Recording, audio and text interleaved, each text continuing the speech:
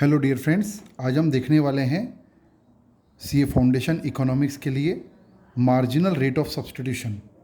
Marginal rate of substitution ये actually में जब आप हिग्स एंड एलिन का इंडिफरेंस कर्व एनालिसिस पढ़ते हैं तो वहाँ पर काम आता है। मैं आपको अगर ब्रीफ कर दूँ तो इंडिफरेंस कर्व इस तरीके से बनता है। ये इंडिफरेंस कर्व है और कई सारे इंडिफरेंस कर्व रहते हैं तो उसको इंडिफरेंस मैप बोलते हैं। तो as per Hicks and Allen goods X और गुड्स वाई के कंज्यूमर अलग अलग कॉम्बिनेशन बनाता है इसमें, जिसमें उसका सेटिस्फेक्शन सेम रहता है। ठीक है, अब इस पे क्या होता है कि जैसे जैसे गुड्स एक्स फॉर एग्जांपल यहाँ पर फूड लिया गया है और गुड्स वाई में क्लॉथ लिया गया है, तो अगर मैं ए कॉम्बिनेशन की बात करूँ तो इस कॉम्बिनेशन देखिए, पहले क्लियर कर लीजिए, इंडिफरेंस कर्व है ये।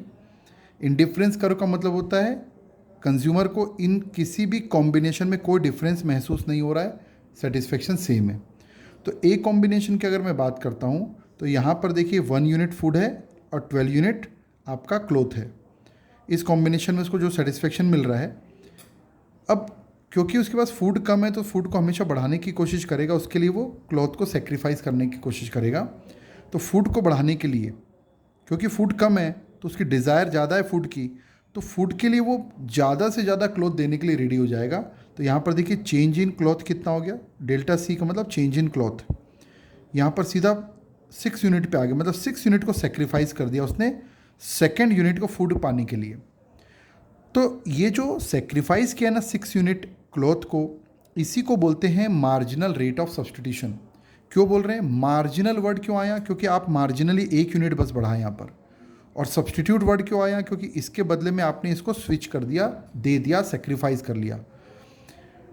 लेकिन जैसे ही अगली यूनिट आप फूड में जाते हो तो आपको, क्योंकि फूड का डिज़ायर, अब क्वांटिटी जैसे जैसे बढ़ेगी तो आपकी डिज़ायर कम हो जाएगी, यू आर विलिंग टू पे less.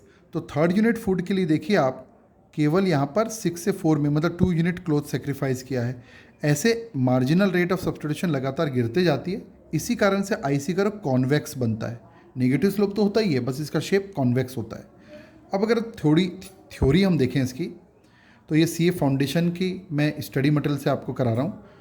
The marginal rate of substitution is the rate at which a consumer is prepare to exchange goods X and goods Y holding the level of satisfaction constant, क्योंकि उसका satisfaction same रहता है। The marginal rate of substitution along any segment of indifference curve, इस indifference curve के किसी भी segment पे अगर हम मार्जिनल रेट ऑफ सब्स्टिट्यूशन देखें तो यही बताएगा। अलॉन्ग मतलब उसके पूरे थ्रू आउट लेंथ में, any segment of indifference curve refers to the maximum rate at which a consumer would willingly exchange unit Y for unit X. X के लिए वो वाई को खुद से कितना मैक्सिमम देना चाह रहा है।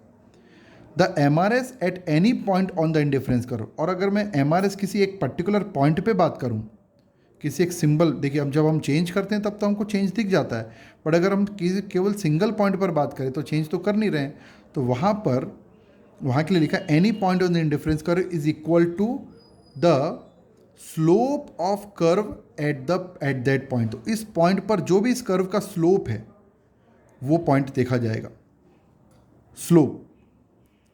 ठीक है, when measured at a point, अब इसका मतलब क्या हुआ, जब किसी पॉइंट पर हम एम आर एस मतलब marginal rate of substitution, X Y का मतलब एक्स को पाने के लिए वाई आप जो सेक्रीफाइस कर रहे हैं, tell us the maximum rate at which consumer would willingly trade goods Y for a infinitesimal bit more of goods X. Infinitesimal का मतलब होता है नेग्लिजिबल या बहुत छोटे से, एक्स को थोड़ा से भी आगे करने से जो सेक्रीफाइस कर रहा है वही किसी एक पॉइंट पर हम सेटिस्फेक्शन निकालते हैं। देखिए अगर 1 यूनिट जा रहे हैं तो फिर सब्सटेंशियल चेंज हो रहा है, लेकिन बी पॉइंट पर अगर मैं चेक करना चाहता हूँ तो बी पॉइंट्स के एकदम माइनर थोड़ा सा भी चेंज करने से जो चेंज हो रहा है वही एम आर एस है।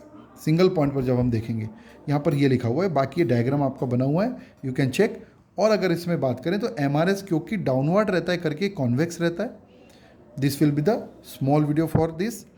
और अगर आपको लगता है कि ये यूज़फुल इन्फॉर्मेशन है तो ज़रूर अपने फ्रेंड्स को शेयर कीजिए और ज़रूर उनके साथ डिस्कस कीजिए, क्योंकि डिस्कस करने से ही आपके कॉन्सेप्ट और ज़्यादा बोल्ड बनेंगे। Thank you.